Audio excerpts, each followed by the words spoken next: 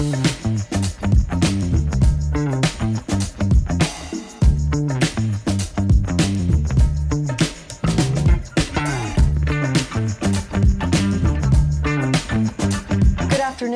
am here with Tom Mulholland at Mulholland Grocery in Malvern, Iowa.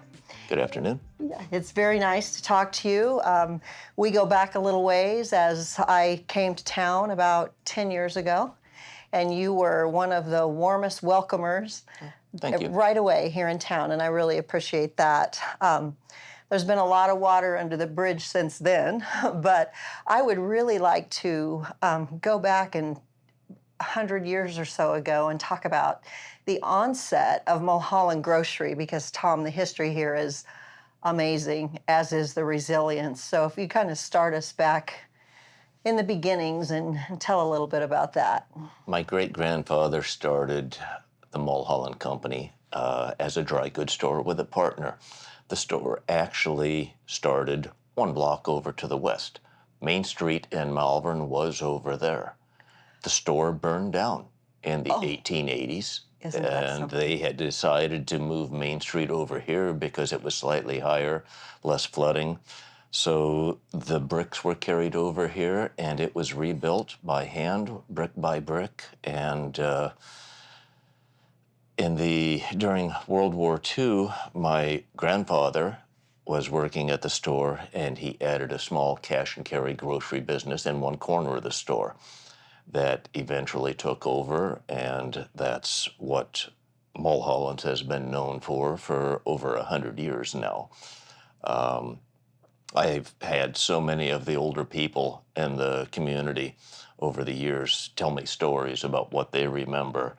Otha Dickersbaugh came to me when we had our original grand opening and was talking to me. He said, you know, the first time I ever saw Santa Claus was at the top of the stairs, because Mulholland's back then was a two-story store. Okay. And that's where part of the dry goods were, and they apparently had Santa Claus up there. He also said that his family saved up their pennies for many months and bought a crystal bowl for his mother for Christmas for 25 cents, and they still had it in the family. Wow, that is amazing. That is amazing. And how nostalgic has that become since we are doing away with the pennies? And who gets a crystal bowl for 25 cents anyway? Yeah, I mean, some of the different stories. And customers that still remembered my great-grandfather, who I never met. He died long before I was born, or the stories they told people that grew up in the Depression, and some of the things that, you know, I would notice from them or hear from them and stuff. It's different lifestyle. Yeah, I think it's worth mentioning that Otha Dickersbaugh was a generational farmer here in Mills County for many long years, obviously having seen Santa in the original store. So, and those are the kind of things that we really want to dig into in Mills County, is who are the people and what are their experiences. So thank you for mentioning that.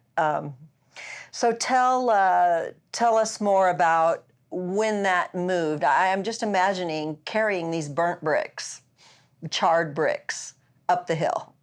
Yeah, I mean, that's not much of a hill at that point, but, you know, it's moving everything a block and trying to get things ordered and, in order, and get everything done to rebuild a building the magnitude of what we did have and stuff. You know, it must have really been something. You can read a little bit about that. So, Tom, what is the name of that book? It was called Malvern, the First 150 Years. Wonderful, yes.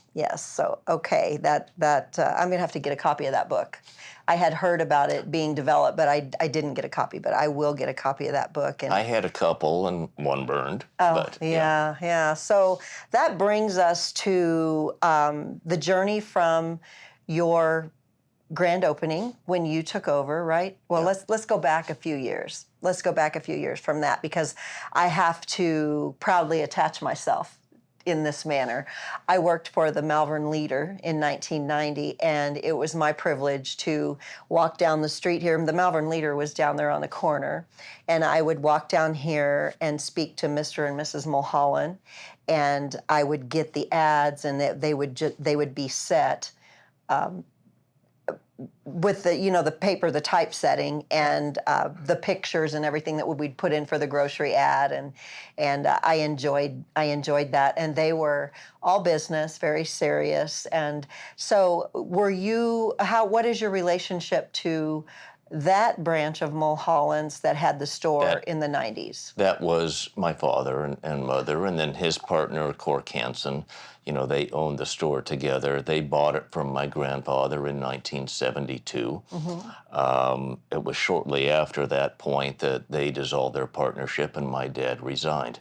At that point, I had been working in Omaha for a little while. I started working at Walner's Grocery at 52nd and Leavenworth in 1988 and Okay. worked there for just a few weeks short of 20 years before I came back here and bought the store and put the Mulholland family name back on it. I'd always lived in Malvern during that whole time and commuted, but it was important to me to have that opportunity. Okay. Okay. So I may have been mistaken. I may have worked with the Hansons. Okay, in 1990, 90, my dad yeah. was still, He was still co-owner a of well. that. I may have, yeah. Maybe I did. think Maybe it I was did about work with them then. 92 Okay. when they dissolved the Okay. partnership. Okay. So Okay. Well, very nice. But yeah, I love Mulholland Grocery, and then from 2008, when you did the grand opening and put the Mulholland name back on and reestablished that nostalgia, things grew here. You grew, you stretched out into other areas. And can you talk a little bit about the stuff that you produce, that the meat department, the great cuts of meat that get picked up from all over the place, and the shipping and all of the special products that you make? when I worked in Omaha, Walner's Grocery was a small grocery store, but it was known as having the highest quality meat in the community.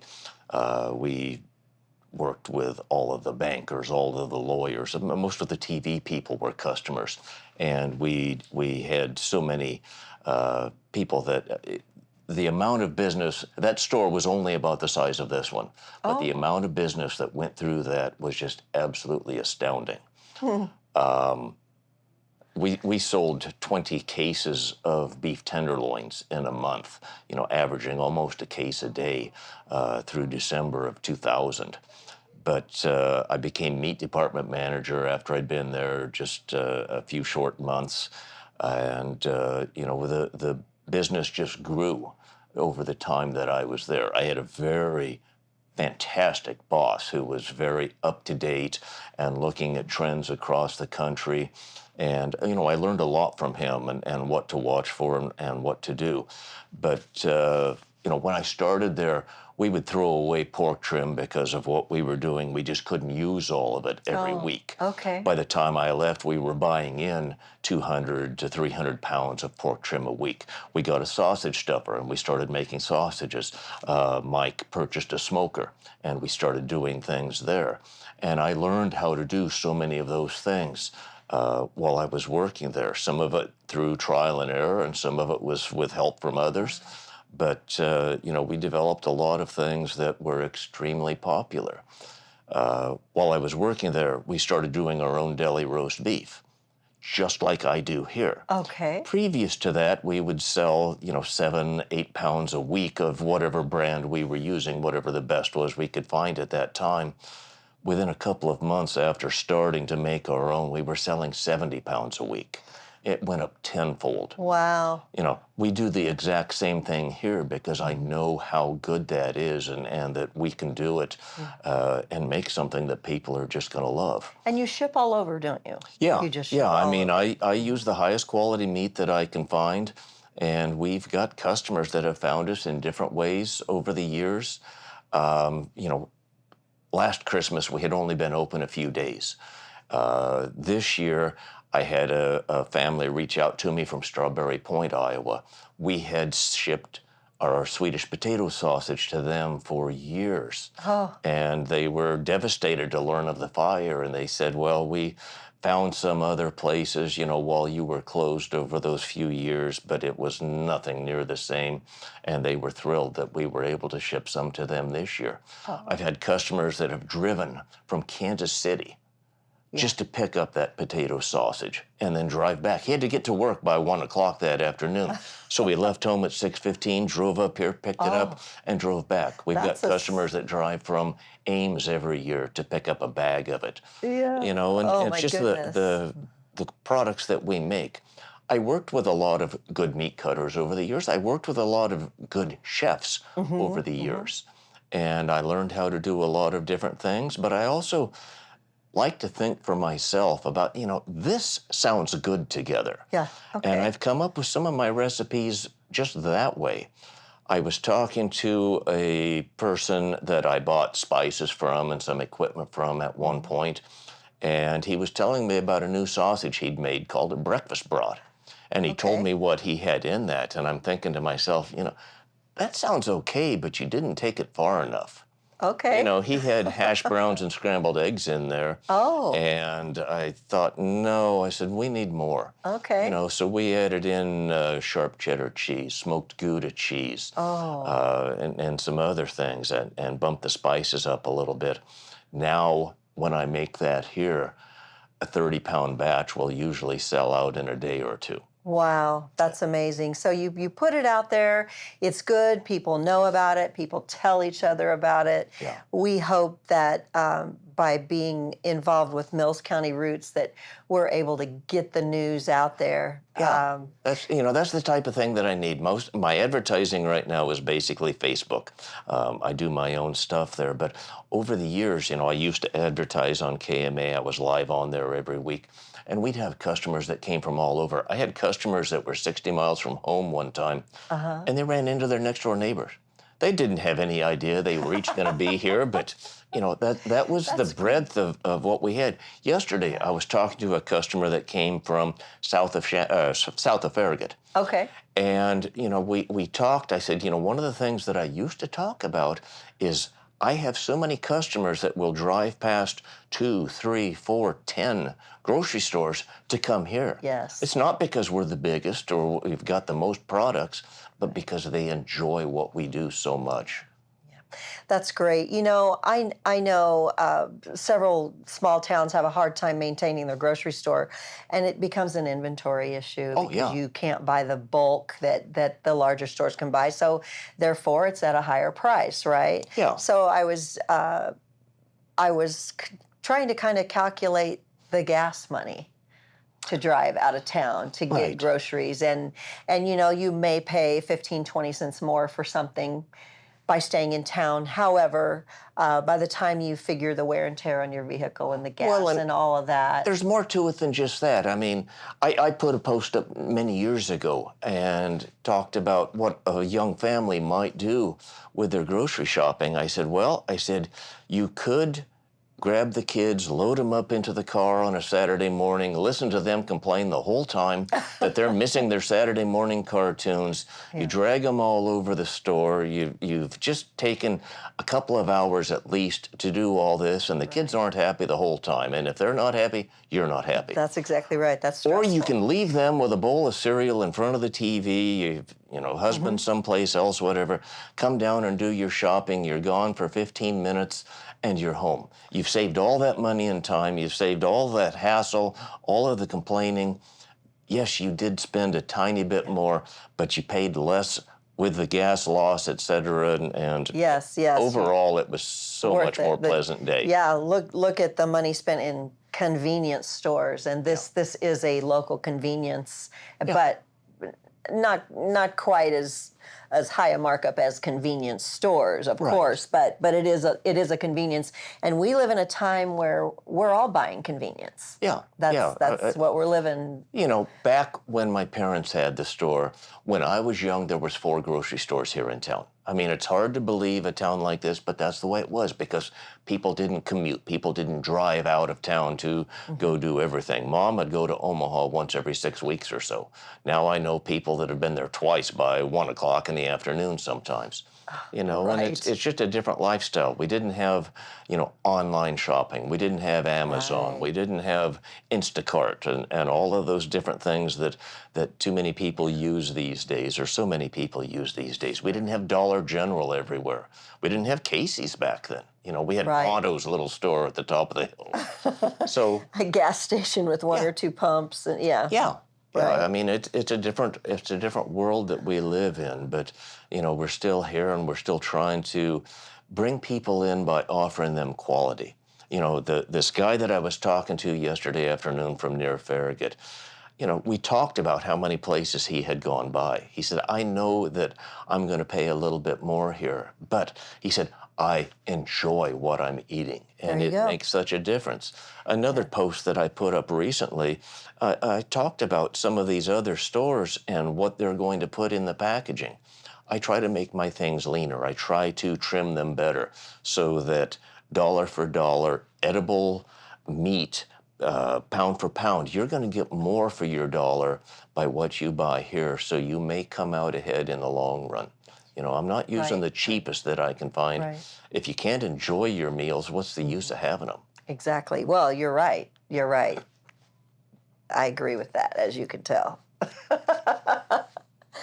um, Tom, I really appreciate you being able to articulate so well the quality of what you're doing and the nostalgia of what this store is. I'm so proud to have you on in my first week of Well, Mills County Roots. As soon as I knew I was going to do this, I said, well, I know where I'm going first. So I, I never was able to prove that, but I always assumed that this business, prior to the fire, was the longest continuously running business in Mills County. Mhm. I mean, we predated the newspapers that were here, that were still here, Yeah. and there couldn't have been anything else. Yes, we were out of business for 3 years then because of the fire, but we're back again, Yes. and we've been here since 1875. When we celebrated our grand reopening, we Mhm. also celebrated the 150-year anniversary of the beginning of the Mulholland Company. I remember the night of the fire. Um, I stood up on the hill around about 7th and Main up there, and I just couldn't believe. I thought the fire trucks were coming from everywhere, and I thought surely they're going to get it put out, going to get it put out. That fire kept getting bigger Yeah. and bigger and bigger until it was just unbelievable how quickly that happened. And I think everybody in town was in just a state of shock about that fire and in just literally mourning over the loss of that grocery store Yeah. here and not sure what you were going to do after having rebuilt it, come in 2008, go through that devastating fire. And I know you had so much encouragement in the rebuilding process, and I know you went through a lot to get this done. Yeah. I didn't know what I was going to do for a while. I mean, I was honestly surprised that they were able to save the rest of the block. I saw inside the back door, and I saw that the flames were going up all of the inside walls there. I mean, I knew that there was nothing that they were going to be able to do to save the store. But because they did have all of the other fire departments, I mean, Malvern did everything they could, and they were right there immediately. They were here, seconds after I got here, Mm-hmm. and you know, but because Shenandoah and Glenwood brought aerial trucks, because of the fire departments from Sydney and Tabor and Farragut and Right. everywhere. Thank you. It was a very tough time. I mean, and then I had a few people that would harass me online because things weren't going as quickly as I expected.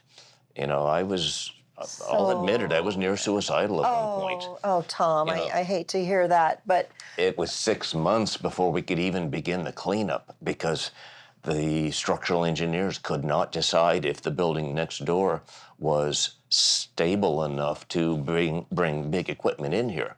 And then when they did, they wouldn't release the report for a long time. We had to fight to get that. You know, the fire was in December. It's June before the cleanup started, and my coolers and my freezers were full of meat and frozen and dairy and all these things. And by 6 months later, as it's heating up outside, things weren't smelling too good down I here. bet. And Yes. yeah, I Yes. mean, You know. seeing that cleanup begin, and that only took a few days, you know, but that was a blessing. But then, you know, I thought things were going to start very quickly after that. The company that I was working with, they promised so many things. They took my money, made all these promises, and then, you know, I worked with a fantastic architect. I appreciated him. KP Architecture, you know, out of Omaha and Glenwood, they did so much for us and helped in so many ways. But the construction company I chose at first, the following year, we were just at that point to begin construction. We're going to start next week. You know, they said 3 or 4 different times. We'll be starting tomorrow.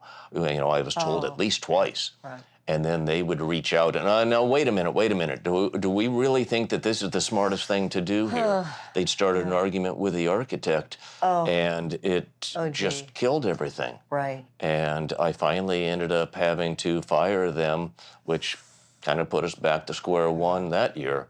And we had to wait until, you know, spring the following year then. So it was just, it was devastating to me. Yes, yes, So, and an uphill battle that you fought all the way, Yeah. and you have so much resilience and so much respect for your resilience and everything that you went through in that process. And Tom, if you had a word of advice for someone else who had gone through a devastating property loss of that magnitude, what advice could you give?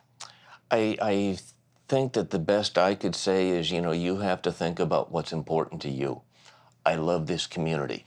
You know, I know, you know, insurance money is not enough for what I've done. I'm deeply in debt, and you know, just expecting that the money is going to come from someplace. You know, I've put my trust in God and you know, the future, because I believe that this is what the community needs. If I didn't take what I did have and gamble on the rest, then there's no way that this community would ever have a grocery store again. But I think you just have to decide what is important to you. I'm part of a Facebook group of small business owners that Facebook put together called the Leaders Network, and I've got friends all over the country, and they were tremendous support. Oh, that's wonderful. But I've also got friends out of that group that live in Pasadena that lost everything. You know, Lisa lost her home and her business. Oh, You know, I just read of another one that lost her home a year ago, and you know, I commented in that group one day before my fire that being in this group had taught me a lot about compassion and understanding, because before I grew up in small white America, in a small town in the middle of nowhere, away from the coast, away from the mountains, away from all these different things, and I didn't realize what it was like to have those wildfires, to have a hurricane come through and devastate an area. sure. But now I've got friends that I'm seeing go through this type of thing, and then it was me. Right, right. Well, I'm glad you're a part of that group, and all of the things that we experience in our lives make us stronger, right? It all makes us stronger. Sometimes we stumble, sometimes we soar, and these things that are out of our control, we sometimes stop and say, why? But looking at it today, can't say that I understand the why that it all happened, but look at this beautiful new grocery store. Yeah. And look at the friendships that you have developed, and the knowledge of this community supporting and being behind you. And I need to do better. I need to do better shopping here, Tom. I appreciate Admittedly, I do. I have recently been up in Council Bluffs for almost every day for quite some time, and it's easy to just stop in, grab something somewhere, And a lot of times, by the time I'd get home, you'd be closed. So my lifestyle had to change. Number one. Number two, I love this community. I've been here for 10 years, and I have felt so safe. And I said, I leave my garage door open at night accidentally sometimes. Not a problem. I leave my keys in my door sometimes. Yeah, exactly. And it's like, it is. Malvern still holds that nostalgic value of Mayberry RFD almost, but at the same time, it's so progressive, and there are a lot of progressive businesses here, and really what's going on in this community right now? Debbie Durham, the director of the Iowa Department of Economic Development, she was my first meeting in this office. There was no desk. There was nothing but dust and two folding chairs and the painting I've got. I brought that down, The Rise of the Phoenix by Zach Jones. But I sat in here and I talked to her about what was going on in this community, and then we took a drive because she's got her fingers in so many things in Malvern, and that department does, but she hadn't seen them firsthand. The new Child Development Center, Yes. The housing subdivision out by the golf course, other areas, the housing subdivision behind the Child Care Development Center, the new building over here that's just opening up. It hadn't been started yet at that point. They were probably talking with them, but it hadn't happened yet. But Malvern is progressive, and it's because we've got people that care and people that know that if you're not growing, you're dying. And that you've got to put yourself out there to make the community better. Right. I'm never going to be able to leave $1 million to endow something. I don't have that. But I am hoping that I can build a store that's strong enough that somebody else wants to take it over and continue to serve this community for the next 20 or 30 years. I believe that's happening. And I believe that you are just the guy to find someone to mentor to move into that position for you. And I want to thank you for your authenticity and your raw emotion and your sincerity in telling your story. And thank you for telling it to me. I'd never gotten this deep into the conversation with you until today, and I appreciate that. And I know we had some exchange on Facebook during the time that you were, and I just wondered if you saved any of those bricks that we talked about. Yeah, I've got about 200 of them up at my house, where I haven't ever decided what I'm going to do with that. Maybe one of these days when I'm retired and have a little bit more time, I'll build an edge to a flower garden or something. Yes. But something will happen. That's with wonderful. Those. And these are the original bricks. Oh yeah. That were from the first building that were brought to rebuild the second building, and you kept them. I'm so happy for you. I've got friends in Washington State, Virginia, all sorts of other places that have those bricks in their offices, in their homes. Wow. One is on his meat counter. Oh, wonderful. That's wonderful. What a huge support group. Now, when I first came in this afternoon, we were talking about the groups that you're involved with and the positions that or speaking engagements that or positions you hold in a larger organization. Tell a little bit about what you're doing nationwide for this business and others. Well, I mentioned the Leaders Network by Facebook. I have been to Washington, D.C. twice with them and have been on stage.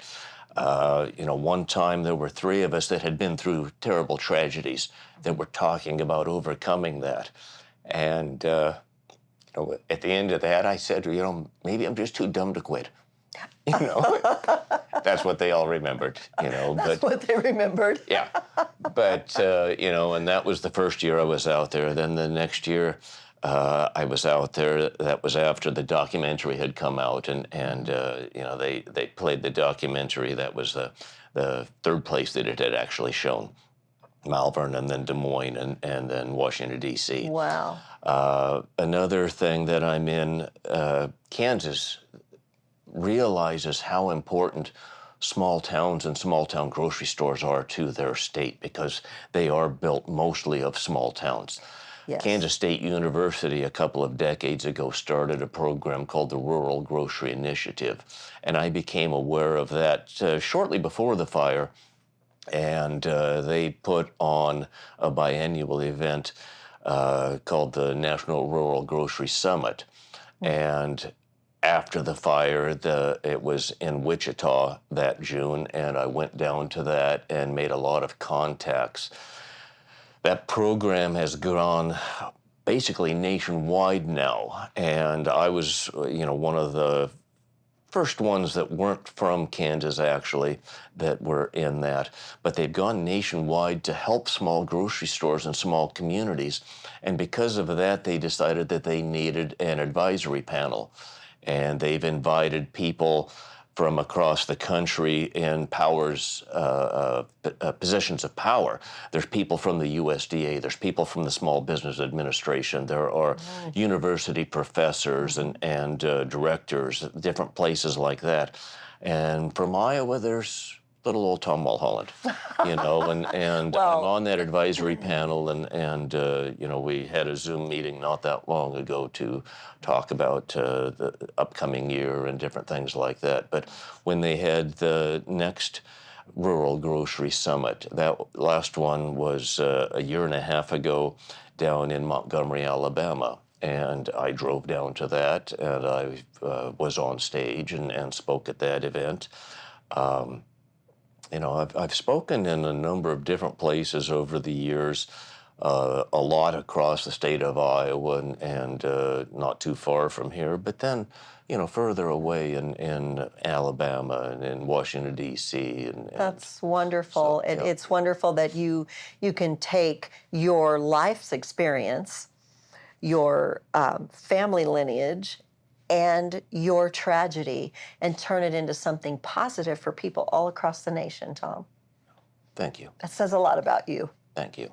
But the thing that people have always seemed to appreciate about me was that I don't think I'm anything special, and I don't understand why people, seem to enjoy listening to me so much or whatever. I mean, I'm just I can little tell old you me. that's why So, your authenticity, you're not putting on airs. And I know we're going to have to wrap this up pretty soon, because I've seen a bunch of customers go by the window here as we've been talking, and I know that you have things to do. And so I just want to once again say thank you so much for this time, for this interview, for this friendship, for this authenticity that you offer, and you're a friend to everyone who walks through the door. You're I want to be welcoming. here to help the community. That's very obvious. That's very obvious, and we all know it. And I am going to make a vow to buy more of my groceries right I appreciate here. that. Yes. And I'm sure I said thank you at the time, but you were one of the people that reached out most often and tried to support me when things were the darkest. Oh, well. Yes, you're quite welcome. You're quite welcome. I'm so glad that I had no idea. I knew you must be feeling pretty low, but I had no idea that you were feeling as low as you mentioned earlier in this interview. And I've been through that in my life with an uncle, an ex-husband, and a brother. And I remember talking to you about that. yes, and I've been that low myself. Yeah. So I am so thankful to God that you were brought through that. You know, the Footprints poem? Yeah. We've experienced it. Yeah. When you see one set of footprints, now we know what one set of footprints means. Yeah. So thank you. And just on a high note, I really just wish you the best. The storefront is absolutely gorgeous, and the you haven't lost any of the nostalgia in this new endeavor, but you have also joined in and created a beautiful continuity to the changes that are happening here on Main Street in Malvern. So Yeah. I much appreciate how in the small communities we're able to hold on to the past and embrace the future and meet it right here in the middle. And thank you for everything you do to support the community. Thank you. Right. Thank you. You've been watching Mills County Roots, and I'm with Tom Mulholland of Mulholland Grocery. You really have to come down here and check out the meat counter, check out the grocery selection, and experience the kind, welcoming, small town nostalgia that you feel when you walk through the door here at Mulholland Grocery.